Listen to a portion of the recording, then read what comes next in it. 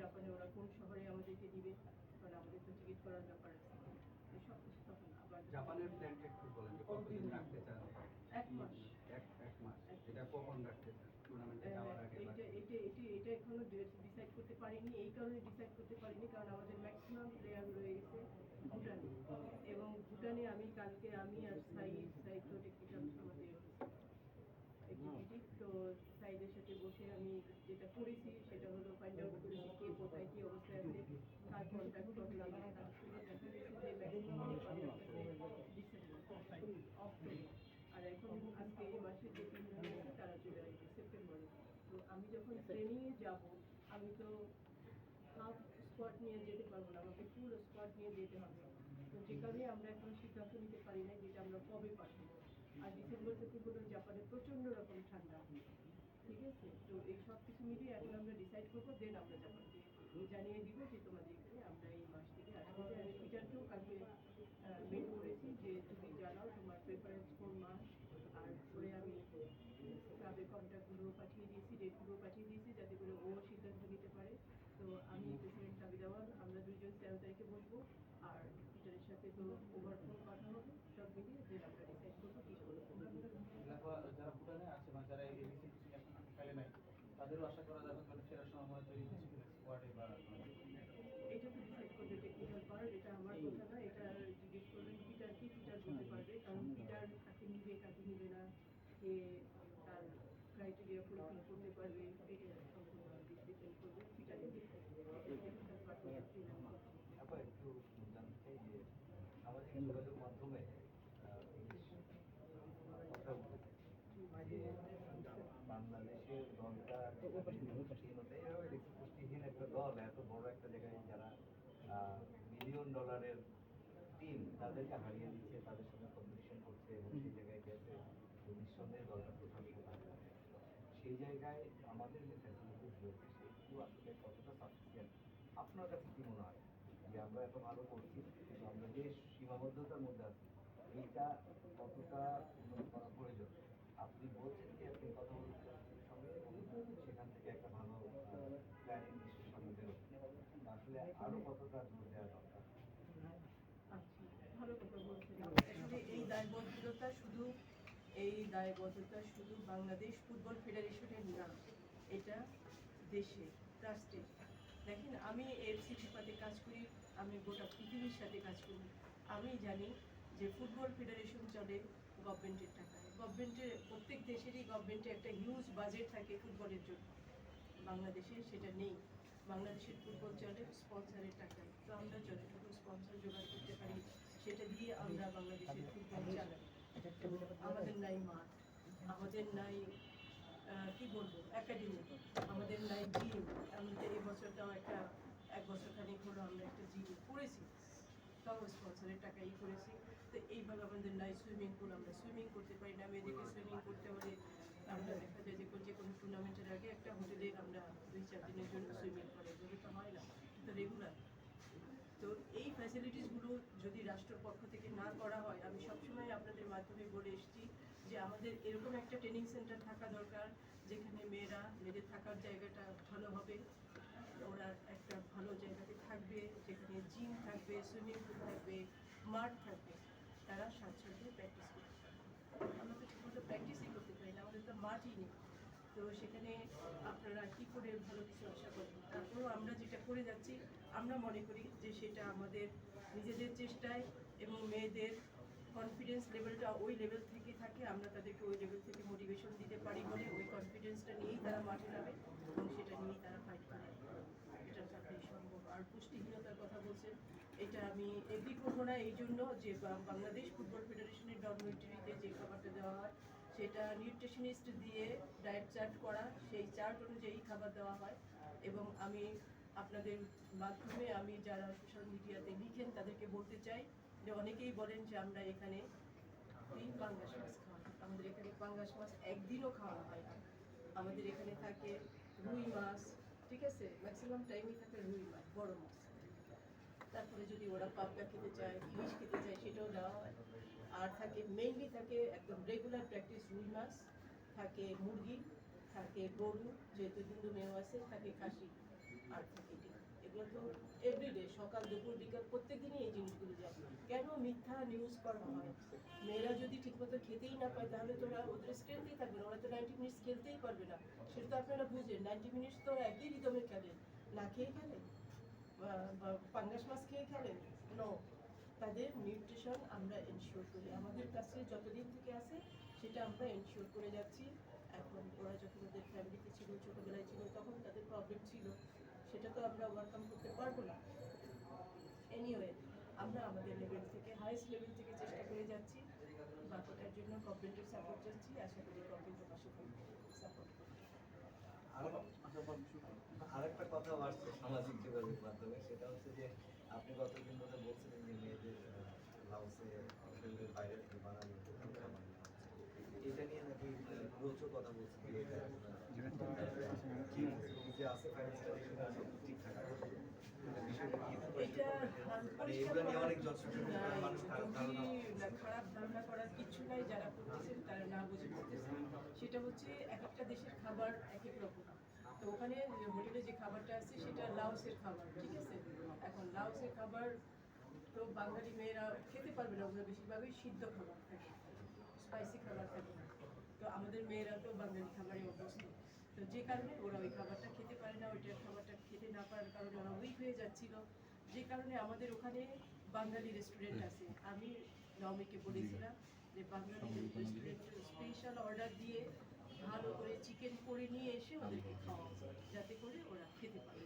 এটাই, এটা কিন্তু এত কনফিউশন হওয়ার কিছু নেই, কারণ পিটারের তো ভালো লাগবে, কারণ পিটার তো সিদ্ধটাই করে, ওর তো কাছে ওটা ভালো লাগবে, মেয়েদের কাছে ওটা ভালো লাগবে। এখন যে পর্যায়ে আমরা পৌঁছালাম সিনিয়র টিম আন্ডার 20, এবং আমরা আশা করি, প্রত্যাশা করি যে 17 টিমটাও নিশ্চয়ই কোয়ালিফাই করে যাবে।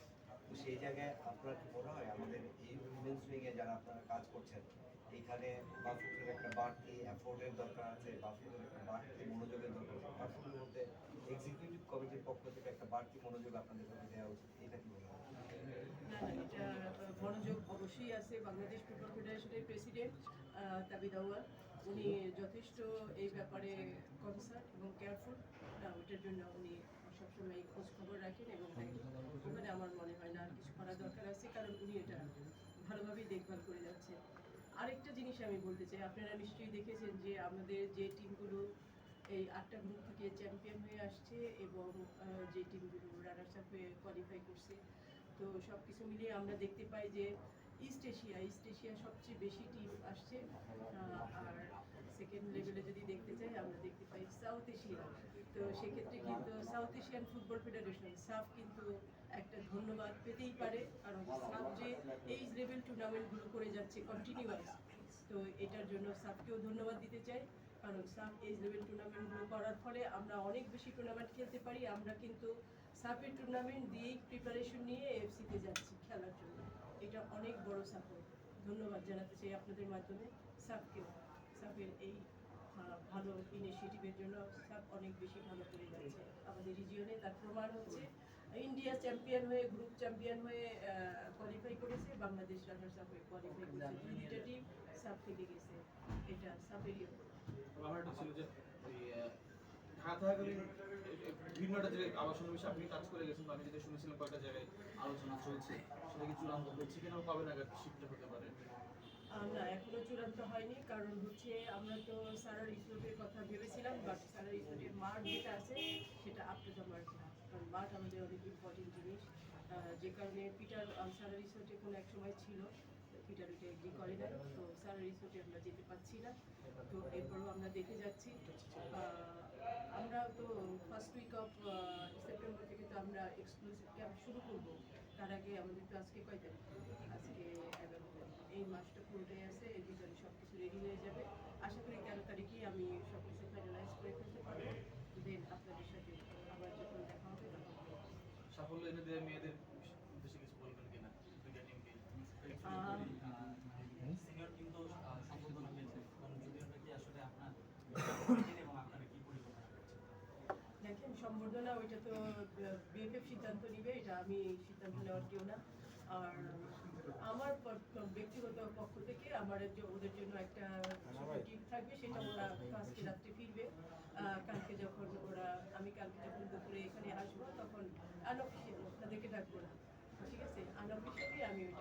হ্যান্ডওভার করবো সে কালকে দুপুরে উপরে 4 তলায় গিয়ে। তো আমার পক্ষ থেকে একটা ছোট্ট গিফট থাকবে এবং সম্বর্ধনা যেটা সেটা বিএফএফের ব্যাপার, সেটা বিএফএফ সিদ্ধান্ত নেবে, ওটা নিয়ে আমি অ্যাকচুয়ালি বলতে পারবো না। আপনাদের মাধ্যমে আমি প্রথমে এইজ লেভেল টিম আন্ডার-20-কে ধন্যবাদ দিতে চাই যে ওরা ওদের হাইয়েস্ট লেভেল থেকে খেলেছে এবং সবচেয়ে বড় কথা ওরা জেনুইন ফাইটারের মতো ফাইট করেছে, সেই জন্য ওদেরকে অনেক অনেক ধন্যবাদ।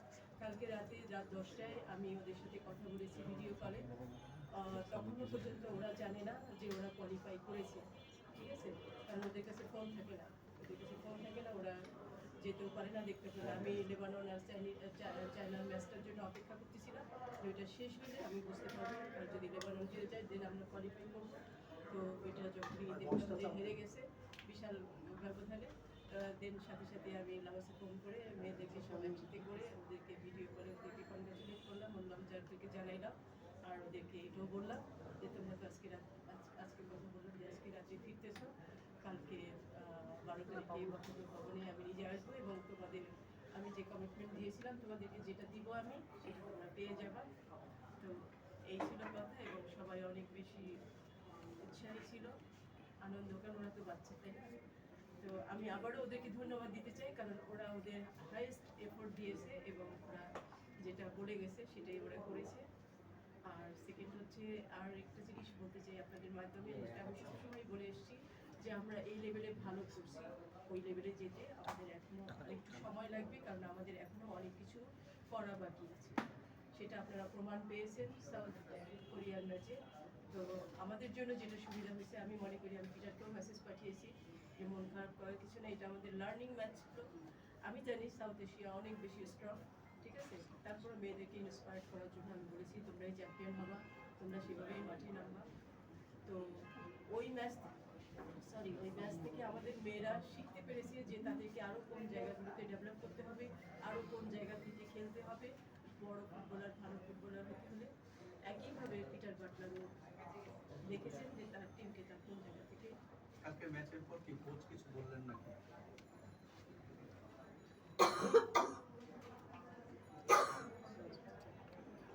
কিছু বলে দেয়, কোচকে ঠিক কোরিয়ার সাথে তো আসলে বাস্তবতাটা বোঝা গেছে যে আমাদের এটাই আমি সবসময় বলে আসছি, এটা শুধু এজ লেভেল না, এটা সিনিয়রও সেম জিনিস, শুধু কোরিয়া না, কোরিয়া, চায়না, জাপান সবার সাথে একই জিনিস হবে। এই জন্যই আমি বারবার বলেছি যে আমাদের ওই লেভেল থেকে ট্রেনিং করতে হবে, ওই লেভেল থেকে ম্যাচ খেলতে হবে। তবে এই ধরনের টুর্নামেন্টগুলো খেললে যেটা হয় যে আমরা বড় টিমের সাথে খেলতে পারি, দেন আমরা জানতে পারি, আদারওয়াইজ তো বড় টিমগুলো তো আমাদের সাথে খেলবে না, কেন খেলবে? আমরা তো ছোট টিমের সাথে কি আমরা খেলি না, ওরা ওদের কাছে তো আমরা ছোট টিম। তো এই একমাত্র প্ল্যাটফর্ম, এগুলোর মাধ্যমে এটা খেলার সুযোগ হয়, দেন আমরা নিজেদেরকে তৈরি করতে পারি, এটাই পজিটিভ। আবার একটা জিনিস রিপিট করি যে জাপানে কিন্তু খেলাটা মার্চে যখন হবে তখন ওই একটু গরম, ভালো একটা গরম আমরা সেটা নিয়েও চিন্তা করছি। জাপানে কিন্তু পুরোপুরি শীত থাকবে এই আগামী আমি কিন্তু অলরেডি বলেছি যে আমরা যে ডিসেম্বর পর্যন্ত মেয়েদের কন্ট্যাক্ট আছে, আমরা যদি জানুয়ারিতে যাই, ডিসেম্বর থেকেই জাপানে অনেক বেশি ঠান্ডা। তো এই সব কিছু নিয়েই আমরা 13 তারিখে বসবো এবং সিদ্ধান্ত নেব যে আসলে আমরা কি করবো, এটা নিয়ে আগে না, চকলেট পার হয়ে গেছে, ওরা এখন বড় হয়ে গেছে, চকলেট দেওয়া যায় না। মেয়েদের তো অনূর্ধ্ব 20 বিশ্বকাপে খেলাটা সুযোগ মানে সম্ভাবনা তৈরি হবে, এটা নিয়ে কি ভাবছেন? অফকোর্স আমি তো বললামই একইভাবে আমার সিনিয়র টিম নিয়ে যা ভাবছি, আন্ডার-20 নিয়েও তাই ভাবছি। দুইটা টিমই একদম সাইমালটেনিয়াসলি একই জিনিস হবে, ওদের জন্য যেরকম ট্রেনিং হবে, যেরকম প্র্যাকটিস ম্যাচ হবে, এদের জন্য সেরকম ট্রেনিং, সেরকম প্র্যাকটিস ম্যাচ হবে। এই জন্য তো বললাম যে কর্পোরেট হাউসগুলো যদি আমাদের পাশে এসে দাঁড়ায়, তাহলে আমাদের জন্য সেটা অনেক বেশি পজিটিভ হবে। শেষ করে থ্যাংক ইউ।